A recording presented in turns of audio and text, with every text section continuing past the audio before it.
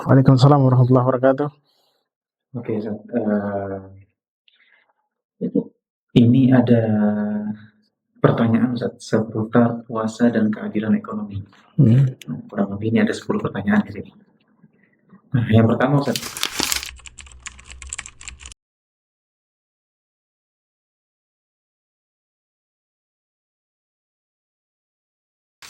Ya, ini fenomena memang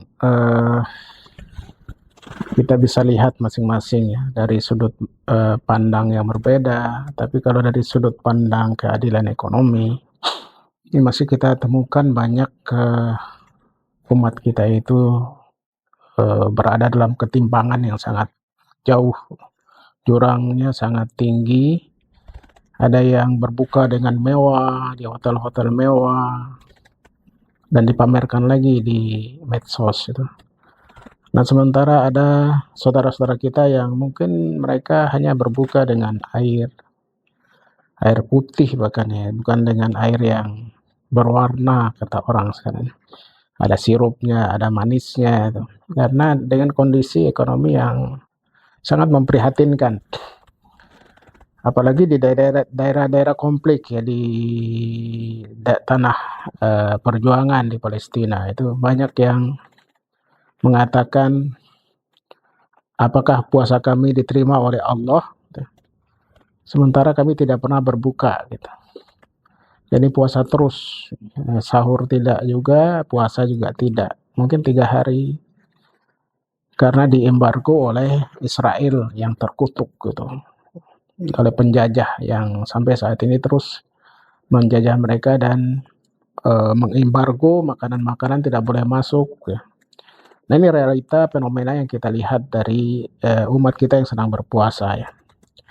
Nah, kemudian ada detailnya lagi banyak juga yang lapar, miskin ya, di Sudan khususnya. Ya, ada juga di daerah kita sendiri di tempat-tempat bencana alam yang terjadi baru-baru ini di Sumatera, ya, di daerah Aceh Tamiang, Sumatera Barat sebagian, dan banyak lagi tempat-tempat yang memprihatinkan, mereka tidak punya listrik, bahkan untuk masak susah. Nah, ini yang membuat kita bertanya-tanya apa yang membuat puasa kita khususnya di tahun ini bisa lebih berpengaruh terhadap keadilan ekonomi.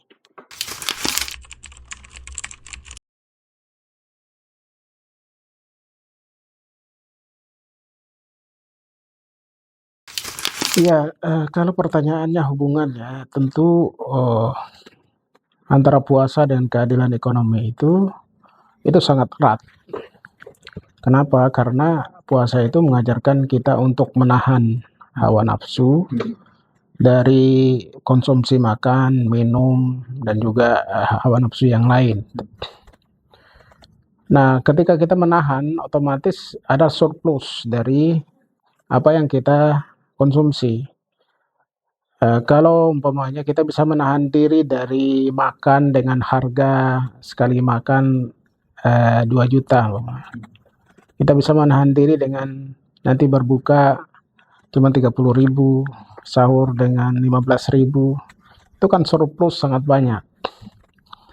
Nah, sehingga dana-dana surplus itu yang seharusnya kita konsumsi dan juga tidak bermanfaat apa-apa, itu kalau kita tunaikan untuk sedekah, untuk memberi makan orang berpuasa, wah itu luar biasa, itu lebih adil, lebih merata, dan orang sama-sama merasakan makan yang layak, seperti yang memang diinginkan oleh Islam bahwa manusia itu harus layak dari sisi ekonomi. Ya, tujuan Islam itu adalah memberdayakan, menjadikan orang menjadi muzaki, yang memberi zakat, bukan orang yang menerima zakat, walaupun masih ada tangan yang di bawah kata hadis ya. Kalau hadis itu mengatakan aliyadul ulia khairum minal yadis sufla.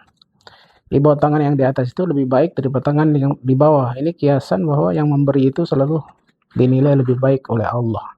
Nah, kalau kita bisa mengatur, mengelola itu, hubungan puasa kita dengan keadaan ekonomi sangat kuat.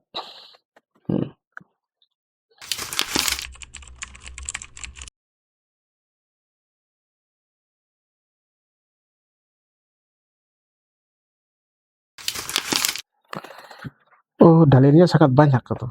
Ya, bahwa orang yang peduli dengan orang lain itu adalah tanda-tanda keimanan. Salah satu wasiat Rasulullah Shallallahu Alaihi Wasallam untuk kepedulian kita, umpamanya kepada tetangga kita, itu beliau bersabda, Ma'amana bi man bata syaba'an wajaruhu ja'i ila jambihi wa huwa ya'lam. Tidak beriman kepadaku. Jadi ini Rasulullah menafikan keimanan, meniadakan iman sempurna dari seseorang. Jadi tidak sempurna iman seseorang yang dia itu kenyang, sementara tetangganya itu kelaparan, tapi dia tahu bahwa dia kelaparan, tapi dia berbuat apa-apa gitu. Makanannya banyak, stok di rumah banyak, tapi dia tidak memberikan kepada tetangganya. Itu hadis riwayat Tabrani dan itu hasan menurut Imam Albani gitu. Nah, makanya keadilan ekonomi itu sangat jelas dalam anjuran-anjuran dalil Al-Quran gitu. Jadi orang itu tidak sempurna imannya kalau belum punya kepedulian dalam keadilan ekonomi, dalam menyantuni orang lain, peduli kepada orang-orang yang membutuhkan, yang kelaparan.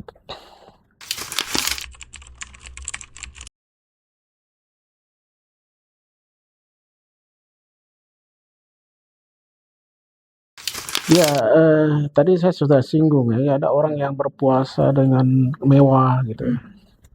Itu tentu fakta pahit gitu, artinya fakta yang dilihat mungkin lewat tayangan televisi, lewat tayangan-tayangan di medsos gitu.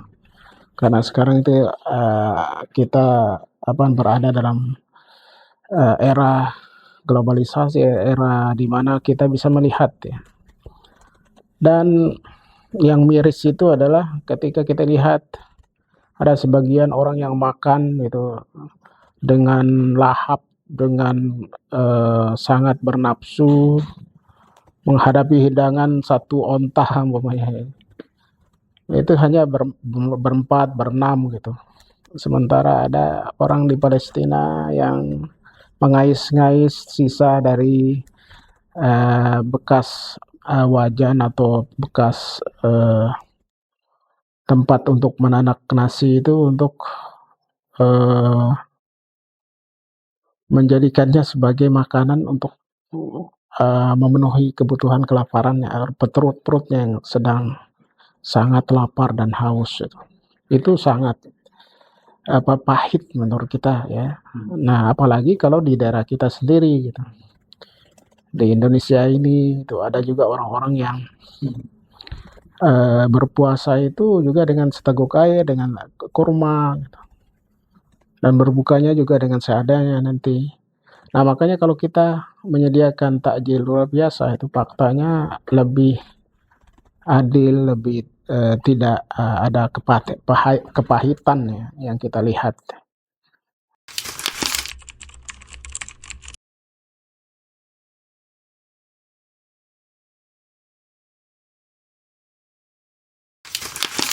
Iya, latihannya jelas pada kita dari subuh, dari sejak terbit fajar itu sudah mulai menahan diri dari makan dan minum, dan itu wajib gitu. Jadi artinya kita walaupun punya makanan sebanyak-banyaknya di rumah itu tetap tidak boleh dimakan selama waktu puasa, dari terbit fajar sampai tenggelam matahari.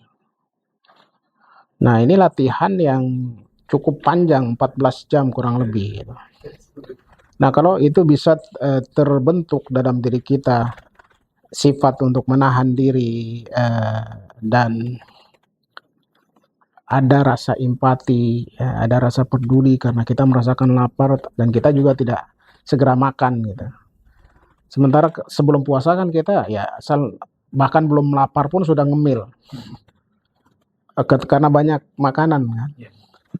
Tapi kalau sedang puasa kita dilatih 14 jam itu kalau sukses itu. Nah, kita bisa berbagi dengan makanan-makanan yang sebetulnya setiap hari mungkin kita prasmanan di rumah.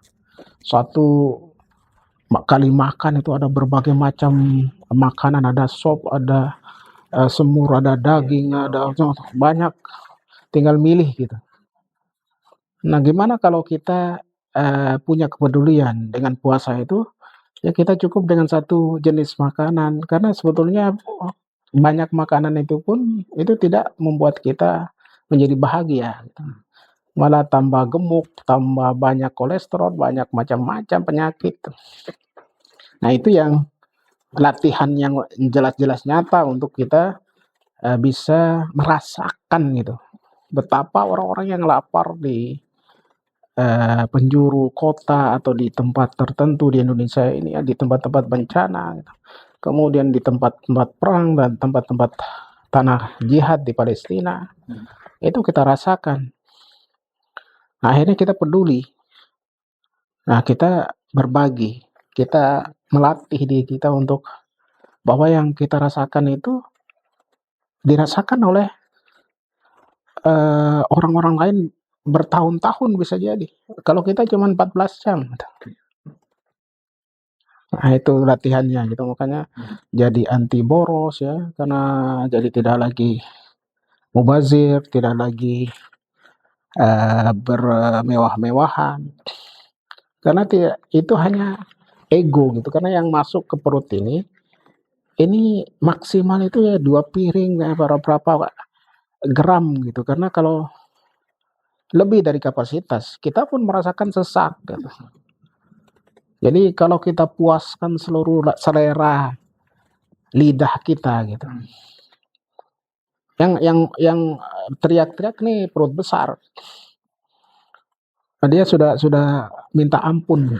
Minta ampun, aduh jangan dimasukin lagi, sudah ada tidak ada untuk yang padat lagi gitu.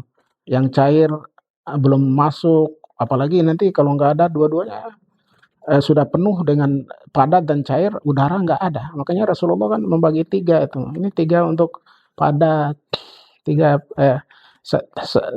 bagian, 1 bagian untuk yang padat, 1 bagian untuk yang cair, 1 bagian untuk udara. Itu yang seharusnya di perut ini gitu. Jangan dimasukin semua gitu. Jadi kalau makan prasmanan itu nggak masuk akal sebetulnya. Cuman nyicip dikit-dikit gitu.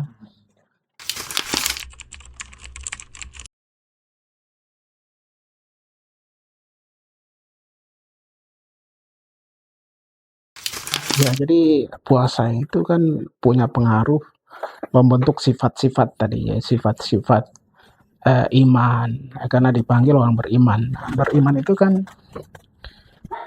orang yakin bahwa diantara iman yang sangat kuat itu adalah bahwa kita hidup di dunia ini adalah sementara.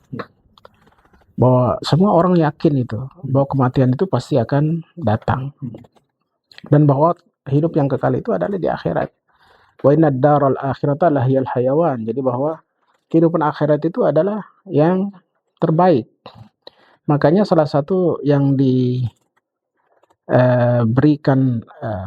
motivasi dalam puasa itu adalah kita meraih ahli puasa yang masuk dalam pintu khusus, namanya pintu Babur Royan. Di Babur Royan itu adalah pintu yang sangat istimewa, yang lain dari namanya itu lain dengan nama ibadahnya. Jadi kalau umpamanya sholat itu, walaupun dengan segala keistimewaan sholat itu, namanya babus sholat juga, karena itu bab sholat.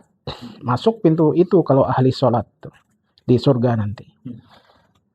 Kalau zakat juga itu babus zakat. Bab zakat nanti masuknya. Jadi jelas ibadahnya namanya zakat, pintunya juga zakat. Tapi kalau puasa enggak. Seharusnya kan babus siam gitu. Karena nama puasa itu siam kalau bahasa Arabnya. Tapi namanya bukan Babur Royan, istimewa sendiri, namanya Ar-Royan gitu. Nah, ini karena puasa itu as-saumuli. Puasa itu adalah untukku, kata Allah. Dan aku yang akan memberikan pahalanya. Jadi dia istimewa sekali. Nah, makanya karakter mukmin, karakter takwa ya. Karakter orang yang menahan hawa nafsu itu qanaah, puas dengan apa yang diberikan oleh Allah, ridho dengan apa yang diberikan. Kemudian juga dia zuhud dalam hal-hal yang sifatnya memang dunia ini nggak mungkin memuaskan gitu. Kalau kita tidak menahan itu, kata Imam Syafi'i itu, ya selamanya kita akan tergadai dengan kesenangan-kesenangan dunia, karena memang kita jadi budak. Jadi makanya kata beliau itu seperti umpamanya itu adalah seorang bayi ya, yang sedang menyusui. Kalau tidak pernah disapi, dia terus akan menyusu sampai dewasa. Tapi kalau disapi sebelum 2 tahun pun dia nanti nggak mau lagi nyusu. Nah, itulah nafsu itu. Jadi tak karakter menahan diri. Karakter banyak sekali, karakter-karakter yang disebutkan ya. Jadi sabar ya. Kemudian puas dengan apa yang diberikan oleh Allah. Kemudian berbagi gitu. Nah, karena dia otomatis ketika punya kelebihan, mau diapain? Basi, mau diapain tuh? Karena dia sudah tidak butuh. Otomatis dia memberikan kepada yang lain.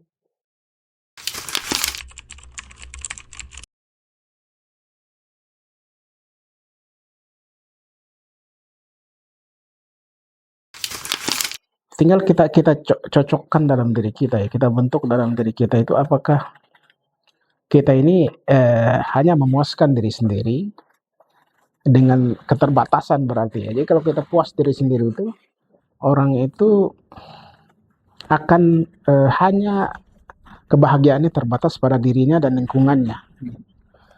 Nah, jadi kalau orang bahagia itu kan kadang-kadang salah persepsi gitu. Apalagi dengan ria ya, dan sum'ah. Atau ria itu kan memperlihatkan kepada orang lain. Justru itu jebakan gitu. Jadi ada orang yang menggantungkan kebahagiaan pada pujian orang lain. Jadi hidup dalam fata morgana yang banyak dialami oleh public figure itu biasanya. Jadi kalau ada pujian, tepuk tangan, itu dia bahagia. Tapi ketika ada yang mengejek sedikit atau menghina sedikit, itu sangat membuat dia sengsara dan merasa sedih luar biasa. Nah, ini karena apa? Karena dia menggantungkan kebahagiaan pada pujian, atau kesengsaraannya pada ejekan orang lain. Nah, itu orang ria itu. Tapi sejatinya kita kan kalau bahagia itu kalau kita melihat orang lain bahagia. Lihat orang lain bisa makan seperti kita, orang lain bisa punya mobil seperti kita, punya rumah seperti kita. Nah, itu kebahagiaannya abadi itu. Nggak akan ada virusnya. Jadi justru semakin bahagia kita orang, ternyata alhamdulillah gitu. Mereka juga memiliki kenyamanan, kenikmatan yang mereka dapatkan seperti dia. Ya, jadi memberikan rasa bahagia kepada orang lain itu justru itulah inti dari kebahagiaan. Ya, bukan memuaskan diri sendiri, bukan memamerkan kelebihan sendiri, ketampanan, kemewahan diri sendiri. Karena itu hanya pujian orang. Dan orang itu juga ada rasa bosan untuk memuji gitu. Umpamanya orang nih bawa mobil paling mewah, paling mahal ke suatu tempat kan. Hari pertama orang masih muji. Hari kedua kira-kira masih muji enggak? Sudah berkurang atau bahkan enggak muji. Ya, itu kan mobil kemarin. Kenapa enggak bawa mobil yang baru gitu? Karena orang menuntut, kalau yang suka muji itu adalah pada hal yang baru. Makanya ada dalam hadisnya begini. Rasulullah mengatakan, ahabbul a'mal ilallah sururun tudkhiluhu ala muslim. Bahwa yang paling dicintai oleh Allah itu adalah kebahagiaan yang engkau masukkan kepada jiwa seorang mukmin. Jadi memasukkan rasa gembira, rasa senang, sukacita kepada orang lain itu dicintai oleh Allah. Nah, itu riwayatnya Tabrani juga dalam hasankan oleh Al-Albani gitu.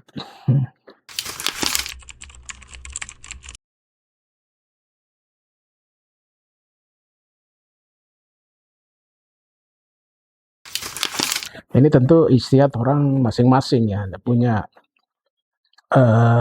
modal juga dan kelebihan masing-masing dalam bagaimana meraih target agar dia lebih peduli dan bermanfaat. Nah, orang yang memberi itu kan kalau dia punya sesuatu. Jadi dalam pepatah Arab itu faqidus syai' la yu'ti. Jadi orang yang tidak memiliki tidak mungkin memberi. Nah, makanya untuk lebih bermanfaat dan peduli ya kita harus punya nilai lebih, nilai takwa yang lebih daripada orang lain, nilai cinta sesama mukmin lebih tinggi, nilai empati, nilai akhlak sikap yang lebih dominan dalam memberi manfaat kepada orang lain gitu. Baik itu manfaat, kalau kita kelebihan harta kan berarti kita bisa memberikan manfaat harta. Kita kelebihan ada ilmu gitu. Kalau ilmu tuh nggak lebih ya, mana minta tambah terus. Kalau punya ilmu kan kita bisa berbagi. Kalau kita punya amanah yang bisa kita bagi, kita bisa bagi. Ada karir, ada tugas, ada job gitu, bisa kita bagi kepada orang lain. Kita punya perusahaan, kita bisa meng-hire orang, itu manfaat kepada orang lain. Jadi orang-orang yang sukses dalam puasa itu adalah orang-orang yang bisa menumbuhkan kualitas dirinya, menambah nilai tambah pada dirinya, sehingga saat dia memiliki itu dia bisa berbagi kepada orang lain. Jadi kalau tidak bisa ya tidak bisa, atau tidak memiliki tidak mungkin. Jadi itu yang harus diusahakan dalam saat puasa.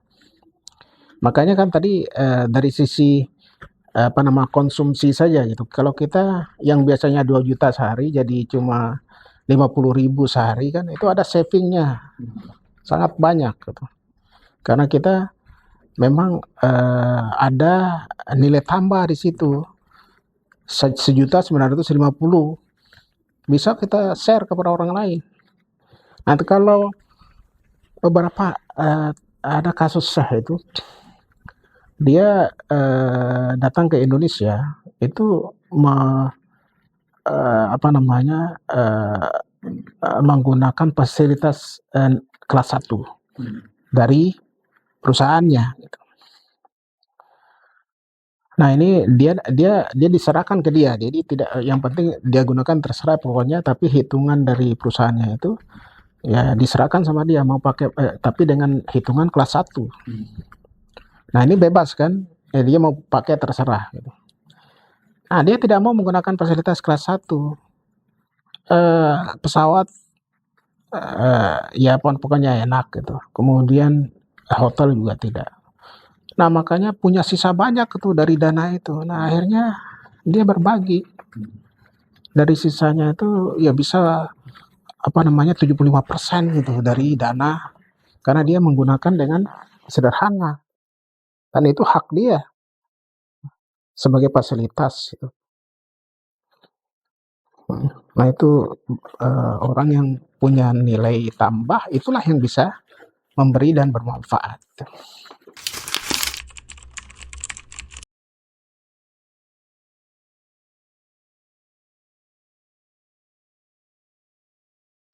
Nah, itu ada korelasi dengan pertanyaan sebelumnya itu. Jadi bagaimana kita punya nilai tambah itu.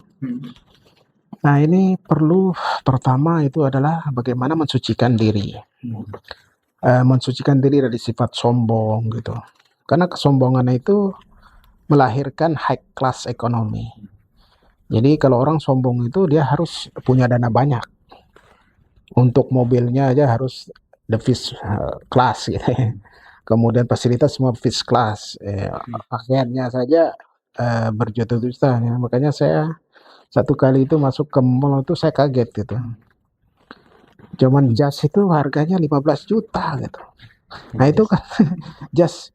Nah, padahal dipakai cuma sekali-sekali ya, apalagi di formal saja, nggak mungkin tiap hari kita pakai kan. Nah, itu paling menguras dana, menguras ini. Jadi kalau kita tidak sucikan sifat sombong seperti itu, Nah, tiap satu momen kita sediakan jas gitu. Memang kadang-kadang memang itu tuntutan gitu ya. Tapi ada orang-orang yang memang dulu saya lihat Habibie, walaupun beliau saya tidak terlalu kenal gitu. Cuman beliau itu kalau pakai jas itu nggak pernah sama gitu. Saya lihat dari penglihatan saya gitu. Ketika mungkin foto mungkin ya. Jadi warna jasnya lain, celananya lain gitu. Nah, artinya beliau itu wallahu alam ya, tapi mungkin ya jasnya mungkin itu aja pokoknya dipakai. Nggak perlu satu setelan yang sama terus dengan biaya tinggi kan. Nah, high ekonomi itu. Nah, itu kalau tidak disucikan kesombongan jiwa seperti itu ya kita tidak akan pernah saving. Kita akan terus dituntut untuk biaya tinggi hidup ya. Kalau dianjurkan lagi ya keharusannya itu ya karena ada bayar pajak juga kan. Kepada negara aja kita mau terpaksa. Nah, sementara dalam agama kita tidak bersedekah, tidak wakaf, tidak infak. Nah, itu yang kedua, jadi nilai-nilai yang berkaitan dengan harta. Kemudian ada juga kasih sayang ya terhadap fakir miskin kepada orang lain. Nah, itu yang membuat kita merasakan kebahagiaan tadi. Jadi nilai bahwa kita cinta, kasih sayang, empati, peduli itu menambah karena letak kebahagiaan itu di sini, bukan di kepala kita ya, bukan di tubuh kita, tapi di sini. Makanya kalau orang itu fenomenanya kan ada bunuh diri itu, padahal dia berlimpah materi, hanya karena putus cinta kadang-kadang. Ini karena yang tidak ada di sini, tidak ada kepuasan. Nah, itu ada kasih sayang, cinta, setara bersama. Kemudian ada nilai-nilai yang menyebabkan kita barokah dalam hidup. Jadi keberkahan itu jangan sampai dalam memuaskan perut kita, nafsu perut sama nafsu kelamin. Tapi keberkahan itu adalah pada kesejatian hidup. Nilai-nilai luhur dalam hidup ya. Bahwa kita bermanfaat untuk orang lain, bahwa kita sebagai khalifah Allah, sebagai orang yang beribadah kepada Allah itu, kita disebutkan mustakhlafina fihi, kita hanya diwakilkan oleh Allah untuk mengelolanya, bukan pemilik yang absolut. Allah hanya mewakilkan kepada kita itu sebagai agen untuk memberikan kepada orang lain tuh. Nah, kemudian makanya beliau katakan itu, ada Ibnu Rajab Al-Hambali mengatakan ya bahwa di Ramadan itu orang-orang terbaik ya, para salaf itu meluaskan, melapangkan hidup orang lain dengan sedekah dan berbuat baik gitu. Nah, jadi itu yang jadi semangat kita dalam nilai-nilai luhur ketika kita berpuasa. Nah, di luar Ramadan pun begitu nantinya diharapkan.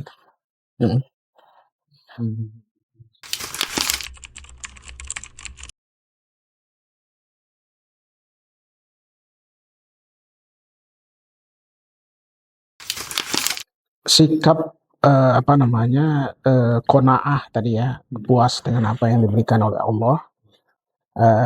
Sikap juga adalah kesederhanaan ya, tidak neko-neko ya, tidak sombong, tidak hedonis ya, tidak berlebihan, berpoya-poya gitu.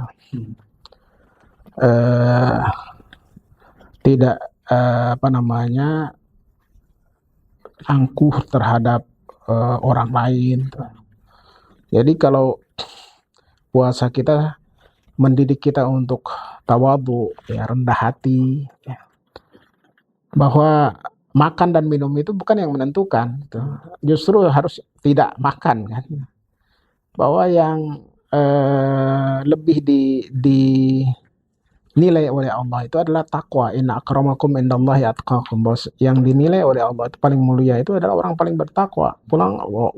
Bukan orang yang paling mewah makannya, paling enak makannya, paling banyak terkait dengan fasilitas kehidupan ya. Karena kalau seorang nabi itu kan orang pasti paling mulia, rasul itu paling mulia gitu. Nah khususnya Nabi Muhammad gitu. Coba kita lihat gitu. Beliau sebelum jadi nabi kaya raya, istrinya Khadijah konglomeratnya Mekah. Tapi setelah jadi nabi dan rasul, coba kita lihat tuh di Museum Madinah itu, rumah beliau berapa ukurannya? Fasilitas di dalamnya apa? Nah, sehingga dalam satu riwayat itu Sayyidina Umar radhiyallahu anhu itu dengan menangis, beliau sedih melihat setelah Rasulullah bangun dari tidur itu ada bekas-bekas pelepah kurma di sini, ya. Jadi karena apa? Pelepah kurma itu kan beliau tidur di atas pelepah kurma. Apalagi berbekas, apalagi Rasulullah itu sangat indah wajahnya, ya.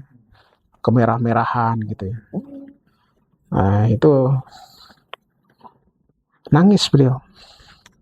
Wahai Rasulullah katanya, umatmu katanya, seluruh umatmu ini kaya-kaya tuh. Utsman bin Affan, beliau jadi sendiri juga Umar ya kaya kan. Cuman tidak sekaya Utsman bin Affan, Abdurrahman bin Auf gitu. Kata beliau, kami mampu membuat istana yang lebih indah atau setara dengan indahnya istana Romawi, Kaisar Romawi, kemudian Persia gitu. Dan apa namanya kerajaan yang besar saat itu. Kami punya kemampuan untuk itu ya Rasulullah. Tapi apa kata beliau? Wahai Umar katanya, mali walid dunia. Aku ini dengan dunia apa ya Umar gitu. Jadi dunia ini hanya orang yang musafir dan akan pergi gitu. Sampai beliau katakan, ala tardo ya Umar, alahum ad-dunya walanal akhirah. Engkau wahai Umar, apakah tidak ridho mereka ya dunianya terserah, tapi bagi kita nanti di akhirat. Nah itu karena Rasulullah tetap merasakan bahagia walaupun ada bekas-bekas pelepah kurma di pipinya habis tidur. Karena bukan di situ letak kebahagiaan itu, di sini. Dalam nilai iman, dalam nilai luhur, dalam dampak yang nyata dalam kehidupan kita. Gitu. Ya, bukan kita hanya berhias dengan itu, tapi ada usaha nyatanya dan itu baru terasa gitu. Bahwa kita punya sifat peduli ketika kita sudah berinfak. Setelah kita memberi kepada orang lain. Nggak mungkin kita, wah saya empati, saya qanaah, tapi nggak ada bukti nyatanya, nggak pernah ngasih duit sama orang, nggak pernah ini dan lain-lain gitu. Nah itu dampaknya harus ada di situ. Ada keadaan ekonomi pasti ada.